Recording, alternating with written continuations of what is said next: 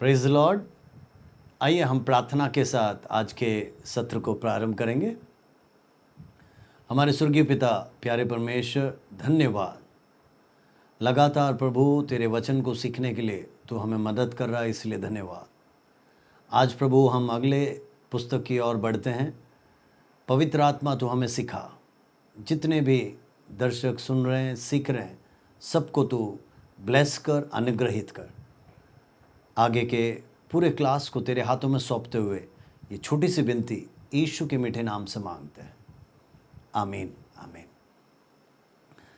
मेरे प्रियो, पिछले सप्ताह हमने नीति वचन प्रोवर्ब्स के पुस्तक को सीखा और आज हम आगे बढ़ते हुए एक्लेशियास्टिस या सबोपदेशक इस पुस्तक को सीखने का प्रयास करेंगे। अब सबोपदेशक ये पुस्तक भी सुलेमान राजा के द्वारा लिखा गया है। क्यों? आप इस पुस्तक में कई जगहों पर आप पढ़ सकते हैं कि सुलेमान जो शिक्षक था, the teacher who is writing, Hebrew में उसके लिए जो वाक्य प्रयोग किया गया है वो है कोहेलेत। इसका मतलब टीचर या प्रीचर। आप सबोपदेशक 1 का 1 पढ़ेंगे तो वहां पर लिखा है the words of the teacher son of David king in Jerusalem. इसका मतलब देखो यहां पर स्पष्ट है, दाऊद का बेटा और यरूशलेम में राजा। ठीक है। और उसी प्रकार पहला अध्याय उसका 12वां पद पढ़ोगे तो देखिए वहां पर क्या लिखा है, I the teacher was king over Israel in Jerusalem. मैं उपदेशक यरूशलेम में इज़राइल का राजा था। तो ऐसे कई पदों से या वचनों से ये स्पष्ट हो जाता है कि ये सुलेमान राजा के द्वारा लिखा गया पुस्तक है। अब प्रश्न उठता है, ये कब लिखा गया? अगर सुलेमान राजा ने लिखा है तो आप समझ सकते हो उसके शासनकाल में उसने ये लिखा होगा। तो माना जाता है 2nd या 3rd BCE। इसका मतलब ईसा पूर्व 2nd या 3rd century BCE, before Christ era, तब का ये कहानी है। इसका मतलब ड्यूरिंग हेलेनिस्टिक पीरियड। अब हेलेनिस्टिक पीरियड क्या होता है मैं आपको समझाता हूँ।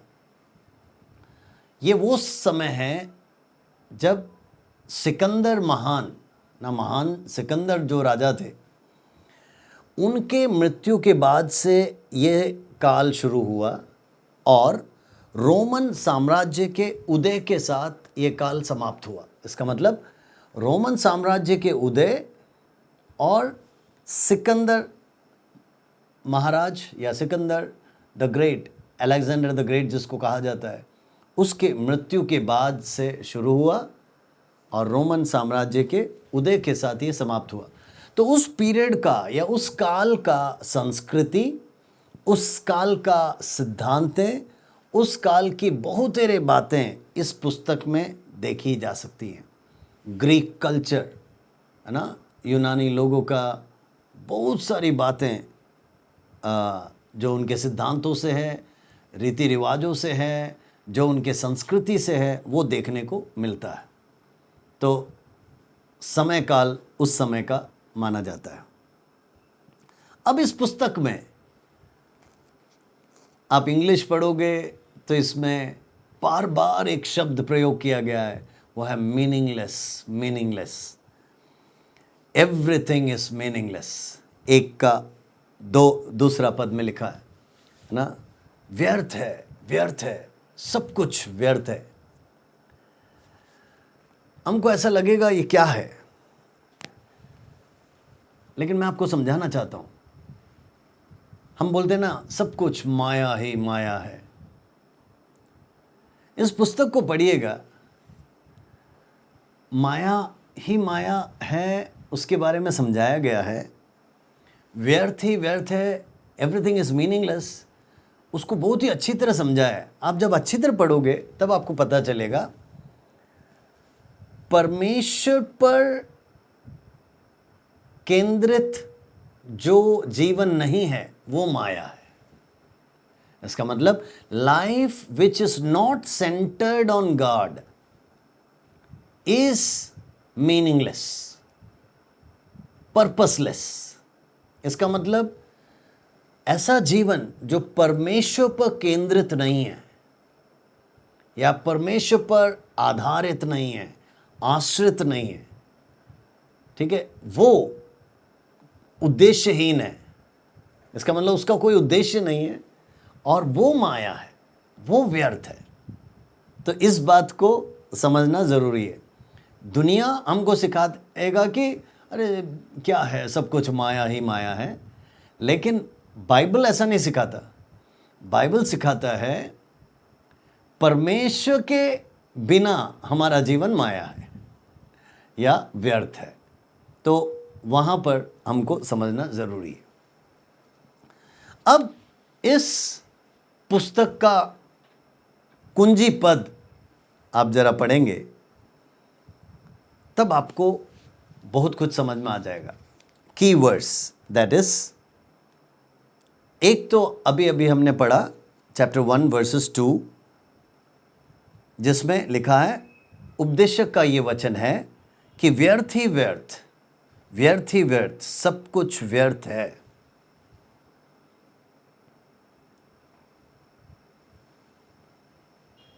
बहुत जगह पर व्यर्थ है, ये चीज व्यर्थ है, बुद्धि व्यर्थ है, कई बातें सुलेमान यहां पर समझाता है व्यर्थ ही व्यर्थ है करके।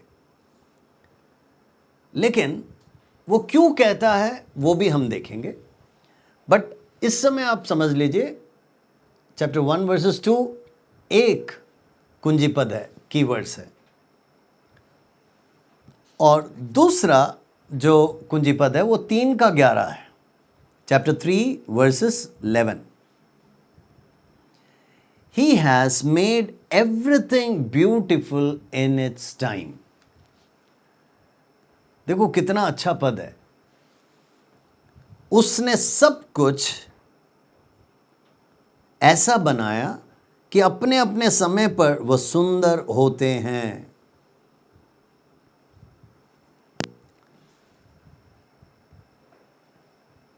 इसका मतलब जब एक और पर लोग कहते हैं माया ही माया है, बाइबल कहता है परमेश्वर के बिना जीवन माया है। लेकिन दूसरी ओर देखिए यहां कितना स्पष्टता से लिखा है, उस परमेश्वर ने सब कुछ बहुत ही सुंदर बनाया है, अपने समय पर बनाया है, और उसने सब कुछ समय काल में, है ना, ठहराया है। इसका मतलब जन्मने का एक समय, खेलने का एक समय, हंसने का समय, रोने का समय ना। हम देखते हैं जीवन के हर बातों में एक समय वहां पर दर्शाया गया है। तो इस पुस्तक को पढ़ने से हमको स्पष्टता मिल जाएगा कि हमारे जीवन का सब चीजों के पीछे कुछ ना कुछ कारण है ना। There is a reason behind everything. और परमेश्वर ने जो बनाया, अच्छा बनाया, सुंदर बनाया। Praise the lord, hallelujah. दुनिया चाहे कुछ भी कहे, लेकिन मैं आज आपको बताना चाहता हूं, इस पुस्तक को पढ़िए तब आपको पता चलेगा, नहीं, हर चीज का एक समय है। विशेषकर आप तीसरा पूरा अध्याय ही पढ़ेंगे तो आपको यही सीखने को मिलेगा कि there is a time for everything, हर चीज का समय। और दुखी होने का, रोने का, हंसने का, मृत्यु का, जन्मने का, गले लगाने का, शांत रहने का, बोलने का समय, प्यार करने का समय, ईर्ष्या करने का समय, युद्ध का समय, शांति का समय। आप 3 अध्याय 1 से लेके जरा पढ़िएगा, आपको इतना अच्छा लगेगा कि आपको पवित्र कलाम क्या सिखाता है समझ में आ जाएगा। That he has made everything beautiful in his time. उसने सब कुछ अपने समय पर सुंदर बनाया। Praise the Lord. Amen. अब हम आगे बढ़ेंगे। देखो, सुलेमान राजा, या यहां पर जो बार बार लिखा गया है द टीचर, यहां पर हम देखते हैं वो कहता है कि आई वॉन्ट टू टेस्ट। अब 2 अध्याय उसका पहला पद अगर पढ़ेंगे तो वहां पर देखिए क्या लिखा है। वहां पर लिखा है, मैंने अपने मन में कहा, चल मैं तुझको आनंद के द्वारा जांचूंगा। इंग्लिश में लिखा है, come now I will test you with pleasure to find out what is good. हम ऐसा कह सकते हैं, ये शिक्षक, ये टीचर या लेखक सुलेमान, आप जानते हैं राजा सुलेमान दुनिया का सबसे बुद्धिमान राजा थे, और उसके जैसा बुद्धिमान कोई जन्मा नहीं है, अभी भी जन्मा नहीं है और आगे भी नहीं जन्मेगा, है ना, वचन के आधार पर। तो यहां पर वो कहता है कि मैं एक खोज में हूं, और वो खोज करने जा रहा है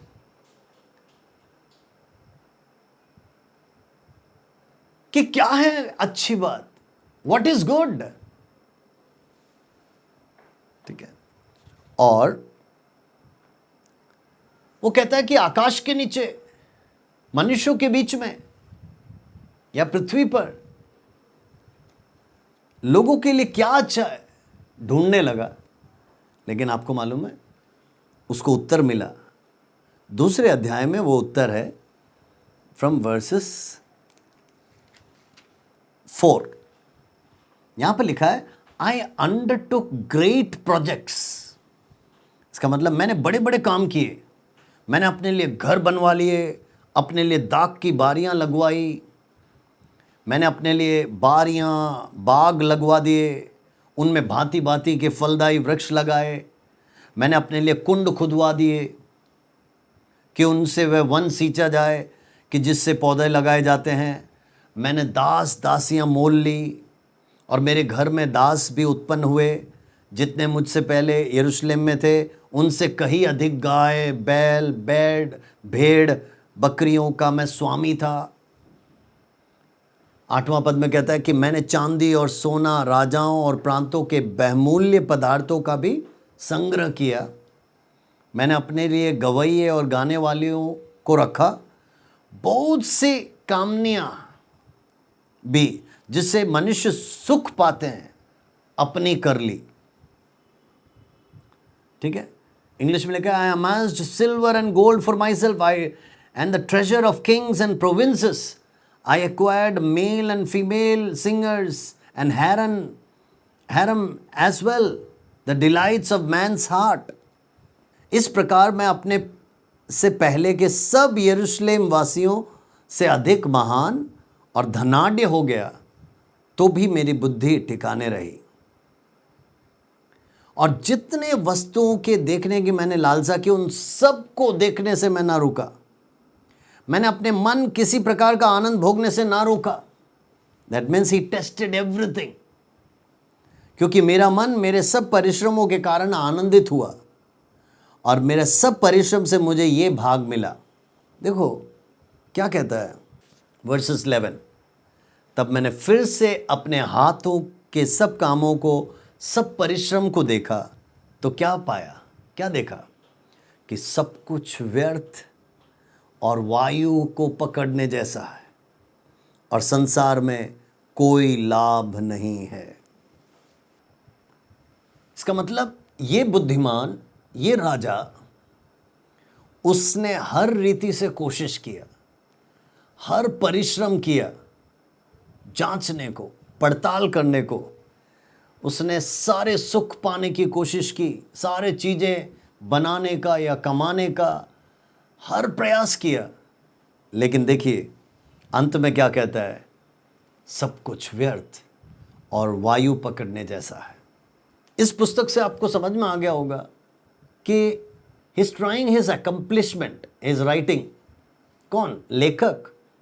उसने क्या क्या खोजा, क्या क्या बनाया, क्या क्या किया, सारे श्रेष्ठ कार्य, अच्छे बुरे, सब कुछ उसने लिखा है वहां।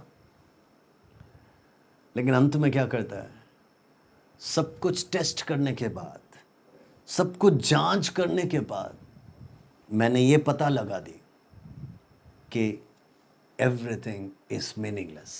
इसका मतलब दुनिया में परमेश्वर के बिना तुम कुछ भी कमा लो, कुछ भी कर लो, सुख प्राप्त करने की भी कोशिश कर लो, लेकिन एक दिन आपके मुंह से यही निकलेगा कि व्यर्थ है, सब कुछ माया है, सब कुछ व्यर्थ है। तो उत्तर क्या है, जवाब क्या है? जवाब है, हमारे जीवन में जो कुछ भी हो वो परमेश्वर के द्वारा हो, परमेश्वर के साथ हो। और अगर हम घमंड करें तो परमेश्वर में घमंड करें। आमेन, प्रेज़ द लॉर्ड। अब मैं आपको इस पुस्तक के पर्पस की ओर आपको ले जाना चाहता हूं, उद्देश्य। देखो, इस पुस्तक में आप देखेंगे, it is exploring the meaning of life. इसका मतलब जीवन का अर्थ को खोज रहा है। एज अ राइटर, लेखक होने के नाते राजा सुलेमान लोगों को बतलाना चाहता है कि जीवन क्या है, उसने क्या क्या खोजा और क्या क्या परिणाम पाया। तो वो इस पुस्तक में हम लिखते हैं। सेकंड पर्पस, मृत्यु एक सच्चाई है, ये इस पुस्तक में उसने बार बार दर्शाया है या बतलाया है। तीसरा उद्देश्य, हमारे जीवन के लिए बुद्धि यहां पर पेश की गई है, providing wisdom for living. Fourth, हमारे जीवन में एक सही दृष्टिकोण होना चाहिए, उसको प्रोत्साहन दिया गया है। इसका मतलब कैसे जीवन जिए, हमारे जीवन का दृष्टिकोण क्या होना चाहिए, वो यहां पर स्पष्टता से दिया गया है। एंड लास्ट, प्रभु का भय मानने के लिए बार बार यहां पर प्रोत्साहन दिया है। इसका मतलब परमेश्वर के बिना, उसके भय के बिना आप सफलता नहीं पा सकते। ये चीज को हम इस पुस्तक में देख सकते हैं। तो ये है मुख्य जो उद्देश्य इस पुस्तक से हमको दिखता है। अब ये किसके लिए लिखा गया है? हु आर द ऑडियंस या रेसिपिएंट? हम देखते हैं ये यहूदियों के लिए और मसीही लोगों के लिए।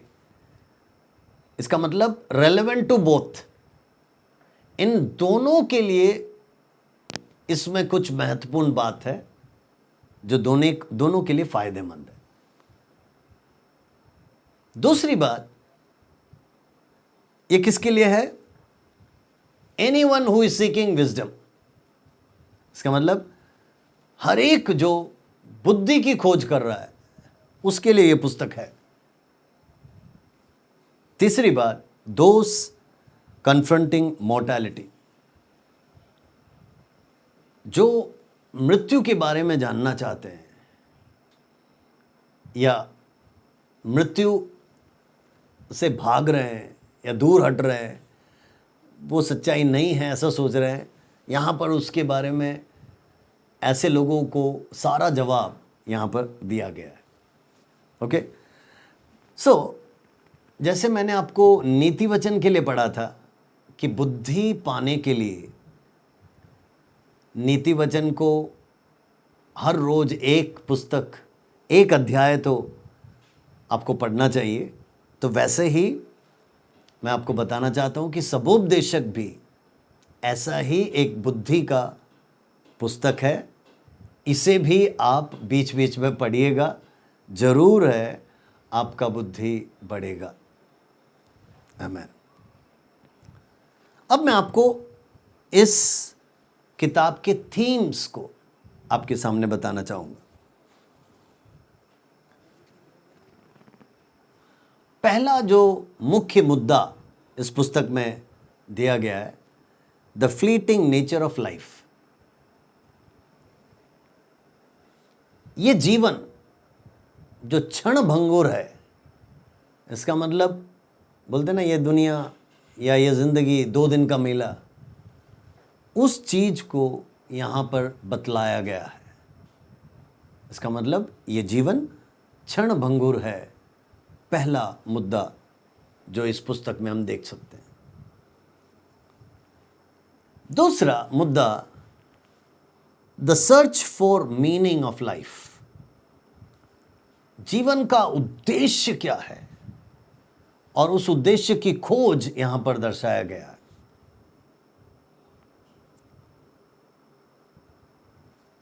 तीसरा, the important of living in the present. क्यों हमें वर्तमान में जीना चाहिए, उस बात को यहां पर दर्शाया गया है।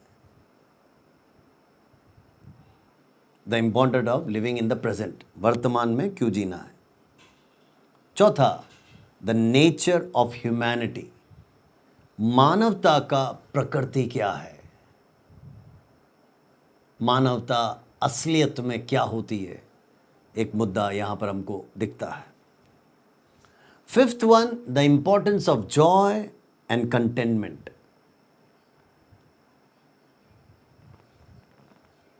आनंद और संतृप्ति क्यों महत्वपूर्ण है, इस पुस्तक में बताया गया है। एंड फाइनली एक और मुद्दा जो यहां पर दिखाया है, द इंपॉर्टेंस ऑफ रिलेशनशिप। रिश्तों का महत्व कितना है और क्या है, वो हम इस पुस्तक में देखते हैं। ओके, सो हमने की थीम्स देखे, मुख्य मुद्दा इस पुस्तक से, जिससे कि आपको इस पुस्तक को समझने में आसानी होगी। अब जो लिखने का साहित्यिक रीति है, लिटरेरी स्टाइल, उसमें हम देखते हैं कई जगह पर उसने अनुमान लगाया है, इमेजिनेशन। कई जगह पर उसने मेटाफोर्स यूज किए हैं। इसका मतलब है कुछ कुछ दृष्टांत, जैसे यीशु मसीह दृष्टांतों का प्रयोग करते थे, वैसे ही कई चीज़ों को यहाँ पर तुलना करके समझाया गया है। कुछ कुछ बातें आप देखना, उसको दोहराया भी गया है, रिपीटेशन इज देयर। और अब देखना जो भाषा का प्रयोग है वो एक कविता जैसे भाषा है, पोएटिक लैंग्वेज है।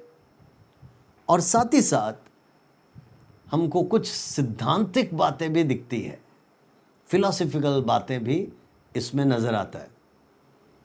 तो काव्य पुस्तकों में ही आता है, तो इतना तो आप समझ गए कि अधिकतर बातें कविता जैसे ही लिखा गया है।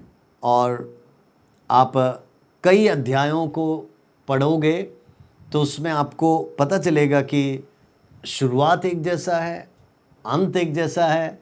तो कविताओं में जिस प्रकार किया जाता है वैसा ही कुछ यहाँ पर इस सबोपदेशक के पुस्तक में देखने को मिलता है। अब जब धर्मशास्त्रीय रीति से इसका विशेषता देखते हैं, दैट मीन्स थियोलॉजिकल सिग्निफिकेंस, उसमें हम देखते हैं it is exploring the human condition. मानवीय परिस्थिति को खोजने का एक पुस्तक है। इसका मतलब मनुष्य का स्थिति क्या है, उसका जन्म, उसका मृत्यु, उसकी सीमाएं, अन्याय के साथ वो क्या करता है या उसके साथ कब अन्याय होता है, कैसे उसको दबाव से जूझना पड़ता है। सो एक्सप्लोरिंग द ह्यूमन कंडीशन, मानवीय जो परिस्थितियां हैं उसका खोज इस पुस्तक में हमको दिखता है। और साथ ही साथ वर्तमान में हमको या किसी भी मनुष्य को किस रीति से जीना है उस बात पर जोर दिया गया है। इसका मतलब ये एक बुक है जो प्रैक्टिकल है, इसका मतलब काफ़ी व्यवहारिक है। इस पुस्तक में से बहुत कुछ चीज़ें हम अपने जीवन में लागू कर सकते हैं। तो सुलेमान की बुद्धि की बातें अगर हम भी पढ़ें तो वो ज़रूर है हमें भी आशीषदायक रहेगा। आमीन।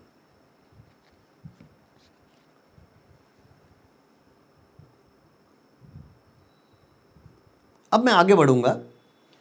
अब मैं इस पुस्तक के आउटलाइन या रूपरेखा की ओर जाऊंगा। आप जानते हैं किसी भी पुस्तक को आसानी से समझना है तो हमें उसका आउटलाइन समझना ज़रूरी है। इसका मतलब रूपरेखा कि किस रीति से इसको विभाजित किया है, वो अगर आप समझ जाएंगे तो इस पुस्तक को समझने में बहुत ही आसानी होगी। पहला अध्याय 1 से 11,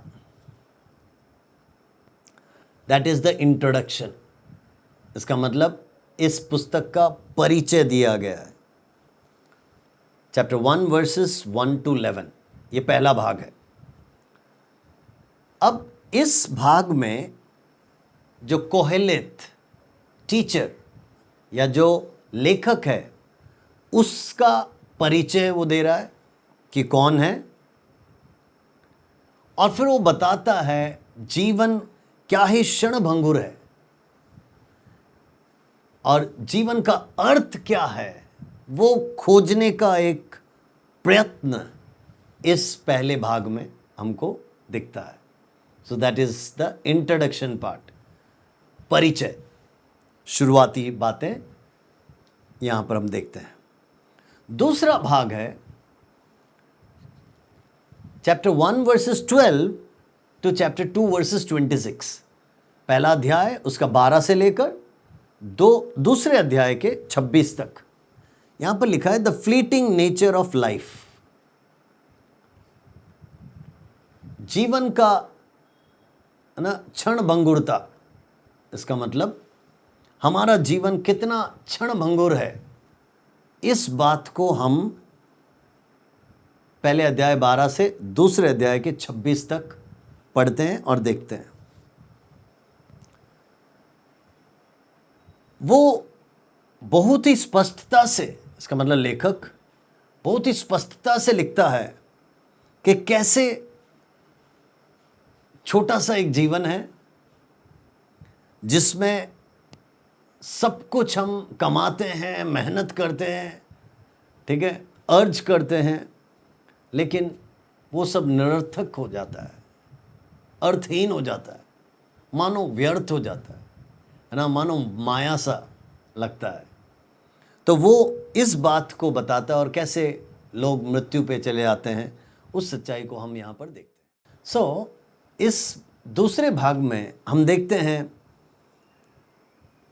कि लोग खुशी, सुख, आनंद खोजने की कोशिश करते हैं जीवन में ना, धन के द्वारा, सामर्थ्य के द्वारा, सुख विलास के द्वारा, और अंत में वो देखते हैं ये सब व्यर्थ ही व्यर्थ है और मृत्यु है ना उनको खा जाता है। ये है दूसरा भाग। तीसरा भाग है चैप्टर 3 वर्सेस 1 to 15। तीसरा अध्याय उसका 1 से लेके 15 तक। अब इसमें बताया गया है the cyclic nature of life. इसका मतलब जीवन का एक चक्र यहां पर आप देख सकते हैं। साइक्लिकल नेचर का मतलब क्या होता है? एक चक्रीय जीवन, है ना। उसका मतलब है, इस भाग में बताया गया है कि कैसे जन्म, फिर बढ़ोतरी, और उसके बाद बुजुर्गावस्था, और उसके बाद मृत्यु, और ये चक्र हर एक के जीवन में चलता रहता है। इसका मतलब कोई भी हर हमेशा उस बालकपन में नहीं रहेगा, कोई भी हर हमेशा प्रौढ़ अवस्था में नहीं रहेगा, कोई भी हर हमेशा बुजुर्ग अवस्था में नहीं रहेगा। ये एक जीवन है जो एक चक्र की नाई है, चलता जा रहा है, चलता जा रहा है। एक आता है, वो जाता है, फिर दूसरा आता है, पिछला गायब, अगला आता है। तो ये जीवन ही एक चक्र के समान यहाँ पर दर्शाया गया है। तो ऐसे में लेखक कहता है हमें कितना एक दूसरे के साथ प्रेम में, सद्भावना में, है ना, जीना पड़ेगा इन सब चक्रों के बीच में। चौथा भाग है द नेचर ऑफ ह्यूमैनिटी, मानवता का प्रकृति। यह है 3 अध्याय का 16 से लेकर 4 अध्याय के 16 तक। Chapter 3 verses 16 to chapter 4 verses 16। यहां पर देखिए मानवता का प्रकृति क्या है, वो यहां पर खोजा गया है कि हमारी सीमाएं क्या है, हमारा मृत्यु कब है, कैसे है, अन्याय के साथ हम क्या करते हैं, उपद्रव के साथ हमारा क्या होता है। ये सब बातें मानवता से संबंधित 3 अध्याय 16 से लेकर 4 अध्याय 16 तक हम पढ़ते हैं। उसके बाद 5वां भाग में द सर्च फॉर मीनिंग, हर चीज का एक अर्थ को खोजा जा रहा है। Chapter 5 verses 1 to chapter 6 verses 12, 5वें अध्याय का 1 से लेकर 6वें अध्याय के 12 तक। हमारे जीवन का उद्देश्य क्या है ना, मीनिंग ऑफ लाइफ, और उसमें बुद्धि का क्या योगदान है, धन संपत्ति का योगदान क्या है, रिश्तों का योगदान क्या है, वो सब 5वें अध्याय 1 से लेकर 6वें अध्याय 12 तक हम पढ़ते हैं। So that is the 5th division outline के अंदर। सो रूपरेखा में 6ठा जो भाग है, the importance of living in the present. Chapter 7 verses 1 to 14, वर्तमान में जीवन जीने का महत्वता। 7वें अध्याय उसका 1 से लेकर 14 तक। अब यहां पर परमेश्वर से संबंधित कुछ बातें हैं जो लेखक कहता है कि किसी भी व्यक्ति को अगर जीना है तो वर्तमान में जिए। इसका मतलब अतीत में नहीं, भविष्य में नहीं, वर्तमान में जो परिस्थिति है उसका सामना करते हुए जीना है। इसका मतलब पिछली अवस्था को देखकर आप चिंतित ना रहिए, आप भयभीत ना होइए, ना भविष्य का सोचकर आप डरने लग जाएं। सो चिंता के बिना वर्तमान की अवस्था को समझते हुए, उसका सामना करते हुए जीने को इस भाग में बताया गया। The importance of living in the present, chapter 7 verses 1 to 14। सातवां भाग, द नेचर ऑफ विजडम, बुद्धि की प्रकृति क्या है। Chapter 7 verses 15 to chapter 8 verses 17। यहां पर लेखक बुद्धि का प्रकृति है ना, द नेचर ऑफ विजडम क्या है, उसका सीमा क्या है, और बुद्धि से सही रीति से एक धर्मी जीवन कैसे जीना है, वो इस भाग में हम पढ़ते हैं। Chapter 7 verses 15 to chapter 8 verses 17। आठवां भाग, द इनएविटेबिलिटी ऑफ डेथ, इसका मतलब मृत्यु की अनिवार्यता। डेथ इज इनएविटेबल, इसका मतलब मृत्यु को आप हटाकर रख नहीं सकते, वो जरूर होने वाली बात है। चैप्टर 9 वर्सेस 1 टू 12, सबोपदेशक 9वां अध्याय और उसका 1 से लेकर 12 तक। अब 9वां भाग, the importance of joy and contentment, इसका मतलब आनंद और संतृप्ति का महत्वता।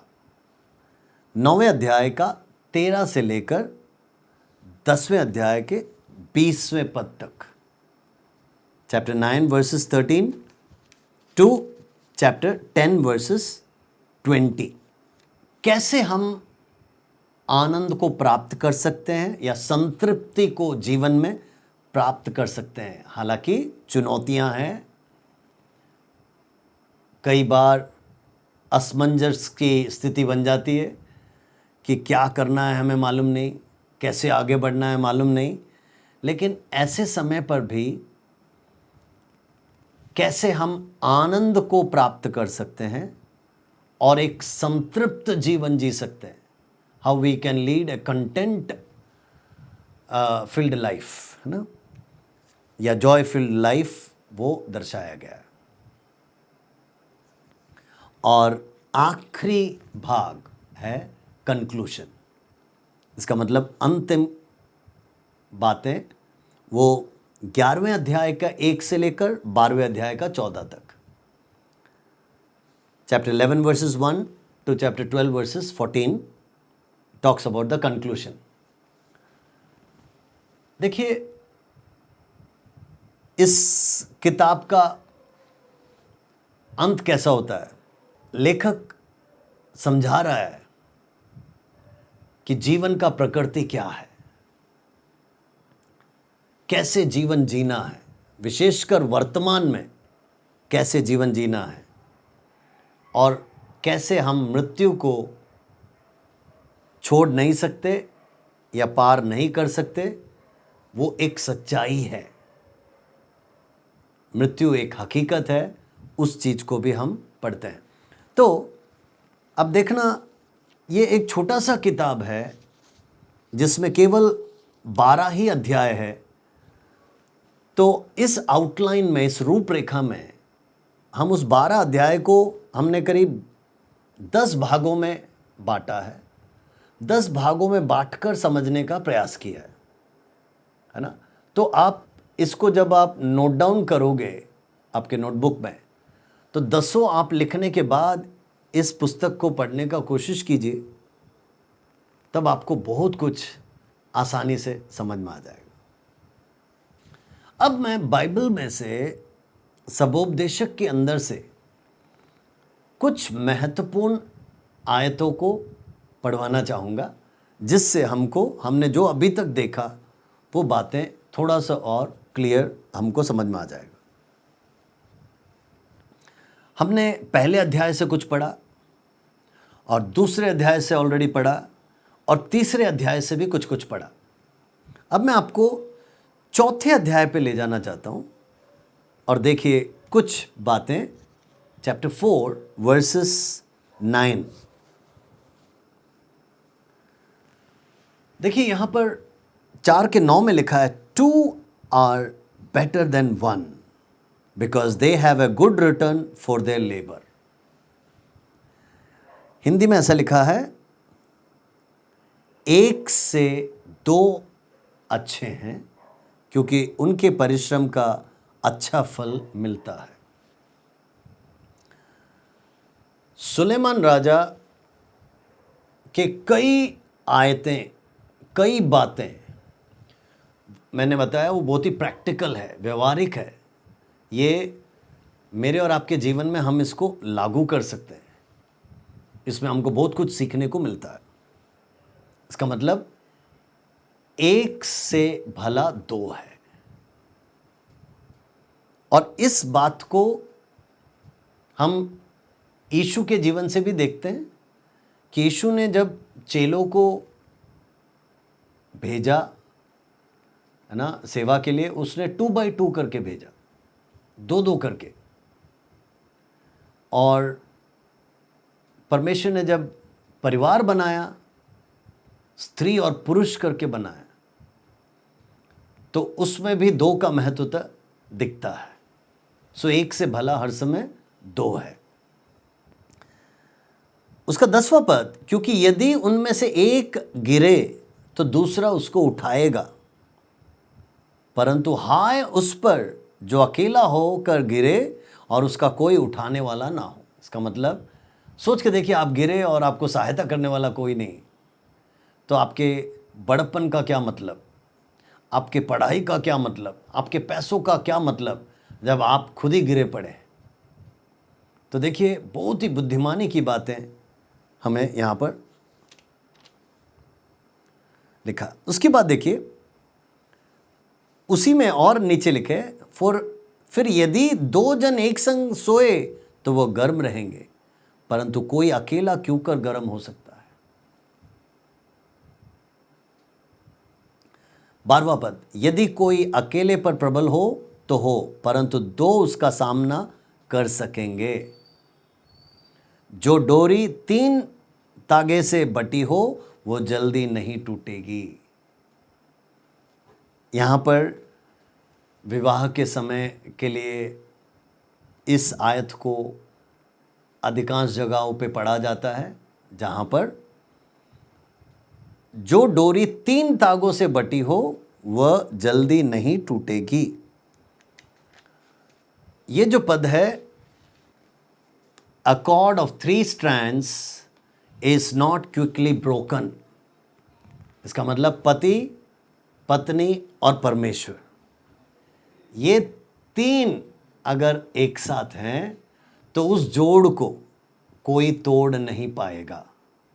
तो ये भी बड़ा एक महत्वपूर्ण बात हम सुलेमान से सीखते हैं, जो कि उसके 4थे अध्याय में हमने पढ़ा। अब 5वें अध्याय पे से मैं आपको कुछ महत्वपूर्ण आयत पढ़वाना चाहता हूं।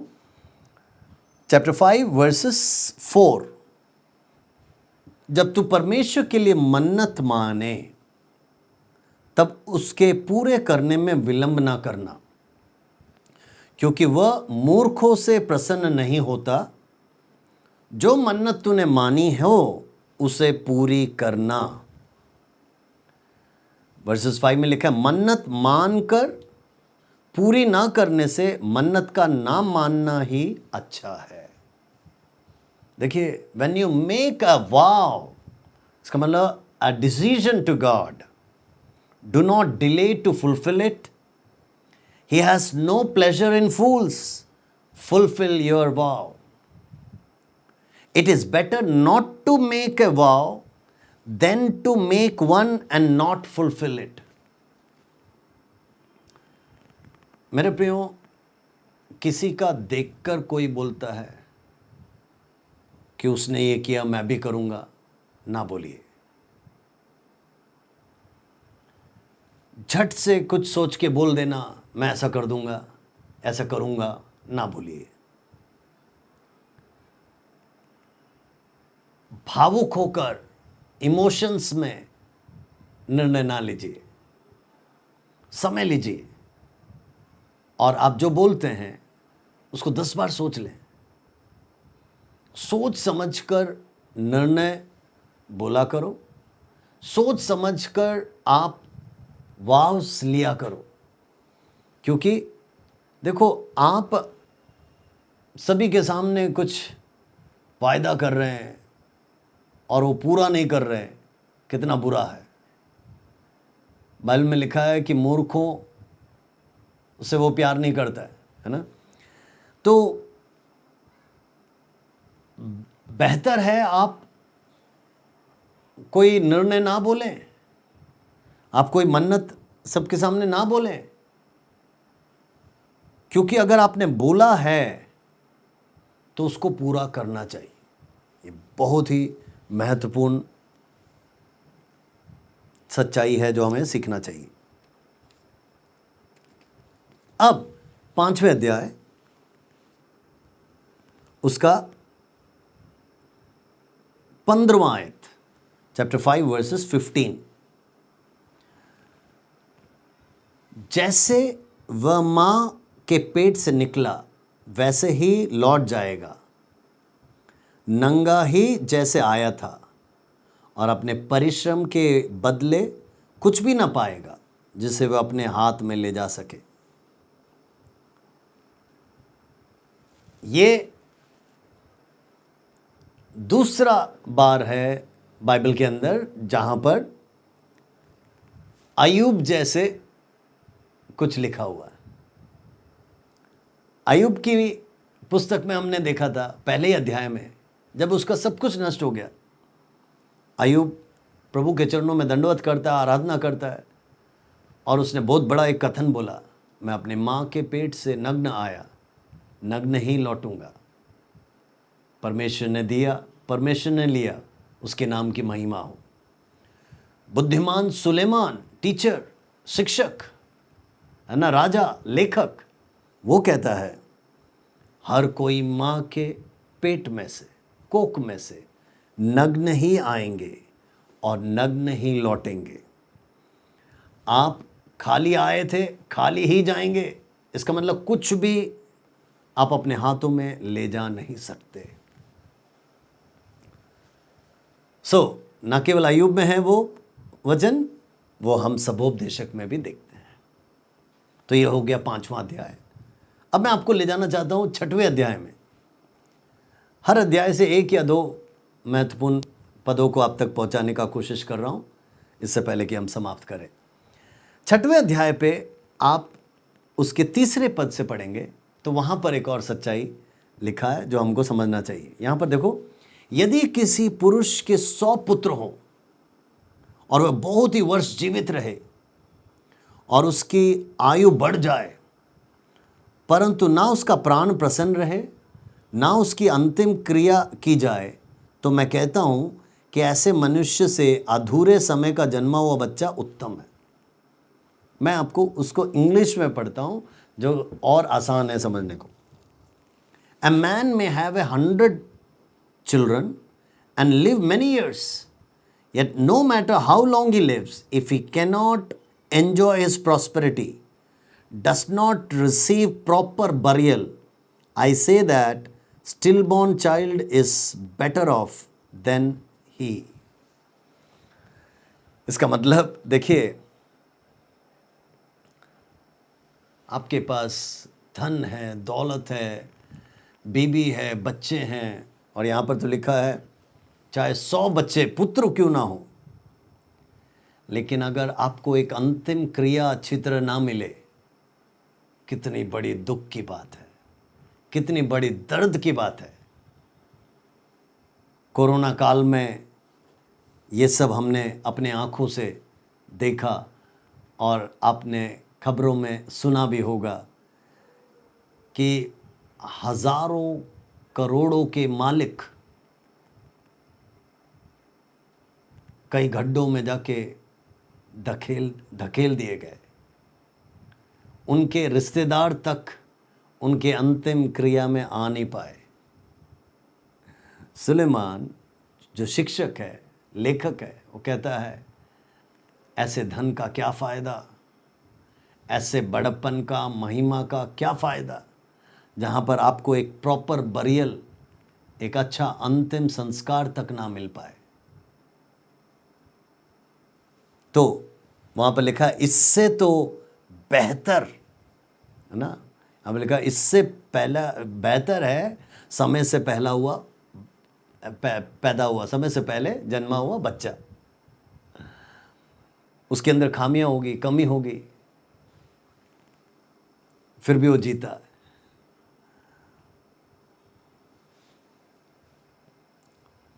अब 6वें अध्याय से अगला एक महत्वपूर्ण पद आपको जो देना चाहता हूं वो है उसका 11वां पद।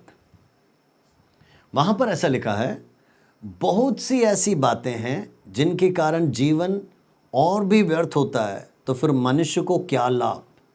इंग्लिश में लिखिए, the more the words the less the meaning and how does that profit anyone. इसका मतलब जितना बोलेंगे, जितना बकबक करेंगे, उसका अर्थ उतना ही कम है। इसका मतलब क्या है? समझदार को इशारा काफ़ी है। यहाँ पर समझाया जा रहा है कि कम बोलें, ज़्यादा सुने।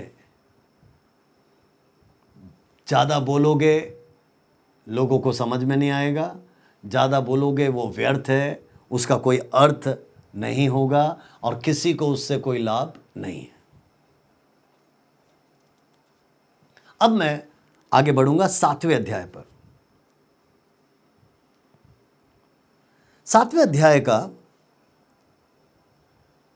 दूसरा पद,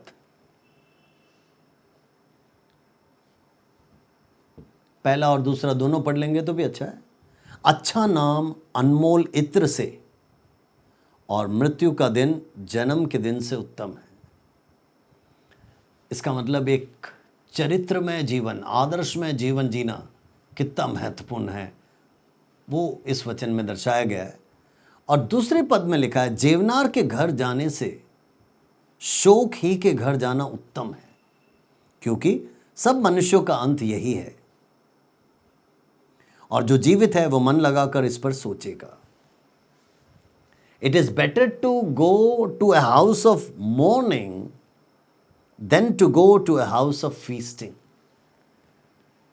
इसका मतलब पार्टी शाटी जेवनार, ये बड़ा भोज,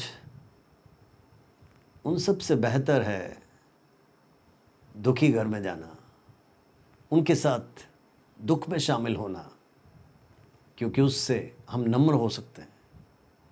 उससे हमको ये पता चलेगा यही जीवन का सच्चाई है, एक दिन हमें भी उधर ही आना है। तो ये बात बहुत ही महत्वपूर्ण है।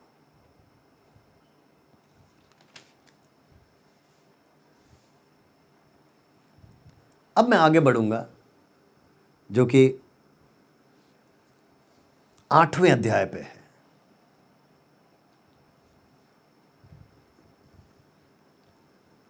8वें अध्याय का आखिरी भाग,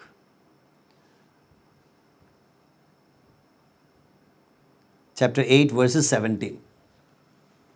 तब मैंने परमेश्वर का सारा काम देखा जो सूर्य के नीचे किया जाता है, उसकी ताह मनुष्य नहीं पा सकता। चाहे मनुष्य उसकी खोज में कितना भी परिश्रम करे तो भी उसको ना जान पाएगा, और यद्यपि बुद्धिमान कहे भी कि मैं उसे समझूंगा तो भी उसे ना पा सकेगा।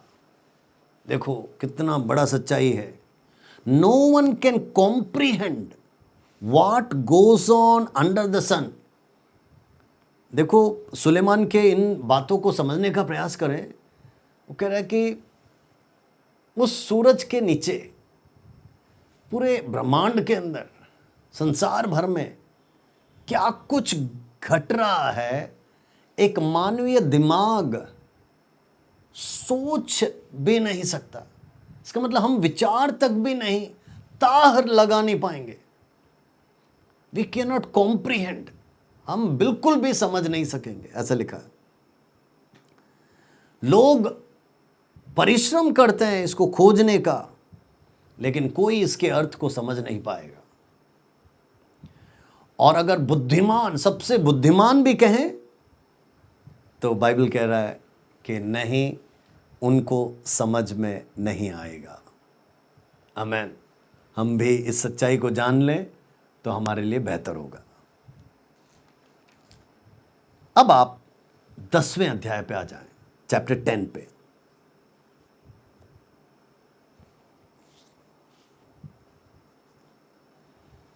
दसवें अध्याय का सबसे पहले हम 8वां पद पढ़ेंगे।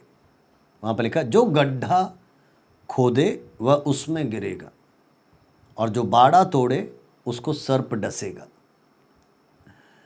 Whoever digs a pit may fall into it. आप दूसरों के विरुद्ध गड्ढा खोदना चाहते हैं, आप दूसरों को गिराना चाहते हैं, आप दूसरों के विरुद्ध युक्तियां करते हैं, बाइबल के अनुसार आप खुद ही उसमें गिरेंगे। इसका मतलब आप खुद ही उसमें फंसेंगे।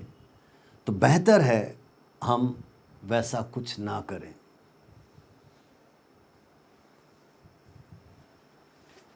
और उसके बाद 10वां पद भी मैं पढ़वाना चाहूँगा, 10 का 10। यदि कुल्हाड़ी थोता हो और मनुष्य उसकी धार को पैनी ना करे तो अधिक बल लगाना पड़ेगा, परंतु सफल होने के लिए बुद्धि से लाभ होता है। If the axe is dull and its edges unsharpened, more strength is needed, but skill will bring success.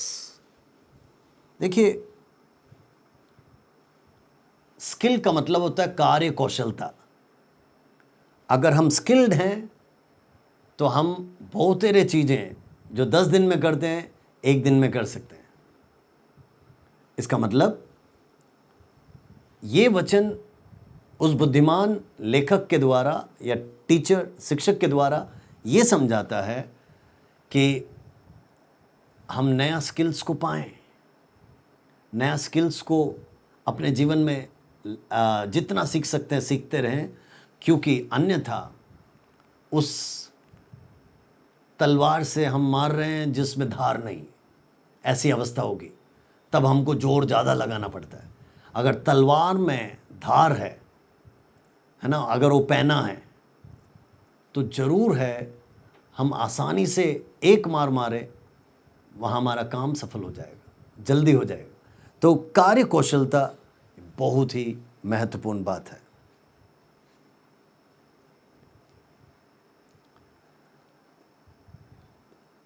अब 11वें अध्याय पे बहुत ही जल्दी मैं समाप्त करूंगा। 11वें अध्याय पे उसका दूसरा आयत, चैप्टर 11 वर्सेस 2।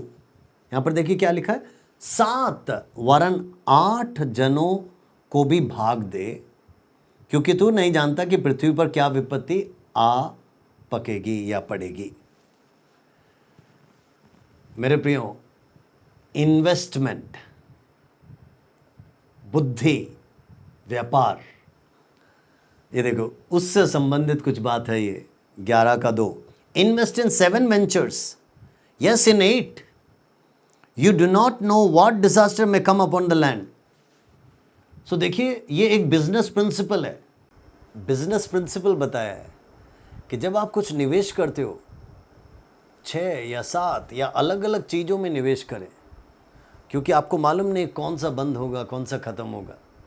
तो देखिए, सुलेमान हजारों सालों पहले लिखता है, लेकिन ऐसा हमें महसूस होगा कि आज के लिए भी वो बुद्धि बता रहा है।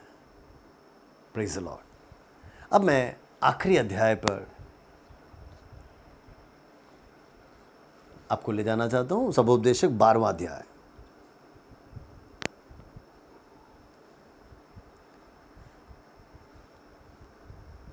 बारह का 1 में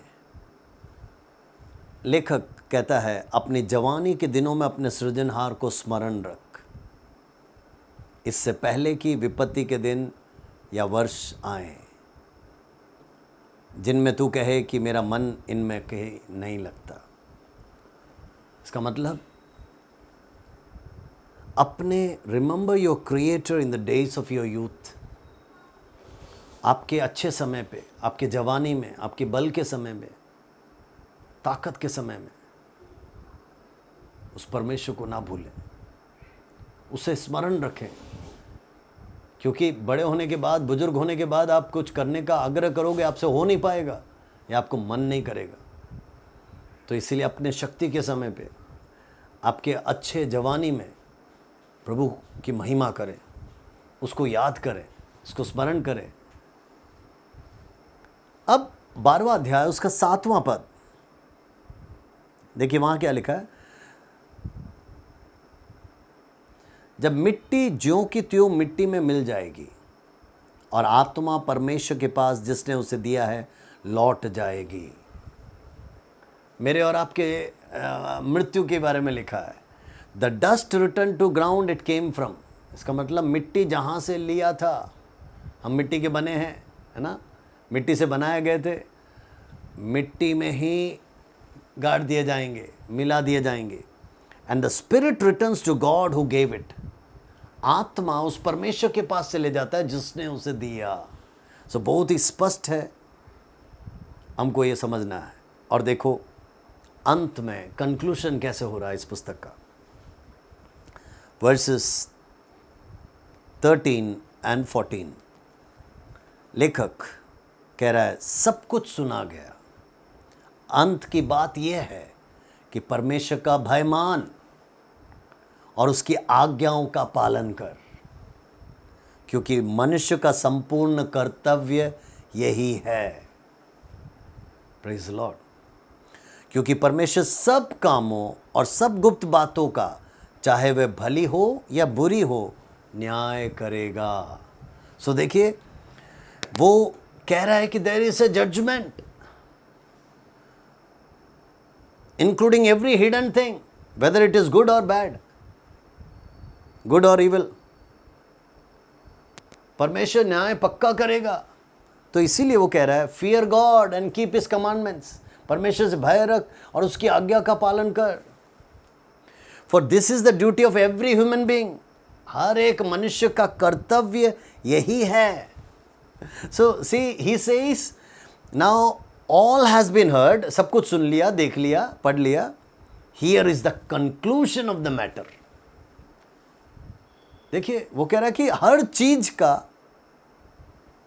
जो निचोड़ है यहां पर लिखा गया है। परमेश्वर का भय मान, उसकी आज्ञाओं का पालन कर, क्योंकि मनुष्य का संपूर्ण कर्तव्य यही है। आमेन। मेरे प्रियो, सबोपदेशक के पढ़े जाने से प्रभु आपको आशीष दे, प्रभु आपकी बुद्धि खोले और प्रभु आपको समझने में मदद करे। जैसा यहाँ बताया कि सब कामों का परमेश्वर न्याय लेगा, चाहे वो गुप्त बातें हों, चाहे भली हों या बुरी हों, वो जरूर न्याय करेगा। तो इसीलिए आइए उसकी आज्ञाओं को पालन करके उसके भय में चलें, प्रभु हमें आशीषित करेगा। हम प्रार्थना करते हैं। प्यारे प्रभु जी, धन्यवाद सबोपदेशक के इस पुस्तक को पढ़ने के लिए तूने हमें मदद किया। प्यारे परमेश्वर, इसमें के गहराई की बातें तू हमें सिखाते रहे और समझा। धन्यवाद प्रभु, तूने जो भी बातें हमें बताई, धन्यवाद। जितने भी जन इसको सुन रहे हैं, सबको समझने का प्रभु विशेष अनुग्रह तू दे। प्रभु तूने प्रार्थना सुना, इसलिए धन्यवाद। यीशु के मीठे नाम से मांगते हैं, आमीन आमीन। सो सबको धन्यवाद, प्रभु आशीष दे। अगले हफ्ते फिर एक और पुस्तक के साथ हम मिलेंगे। तब तक के लिए नमस्कार, आमीन।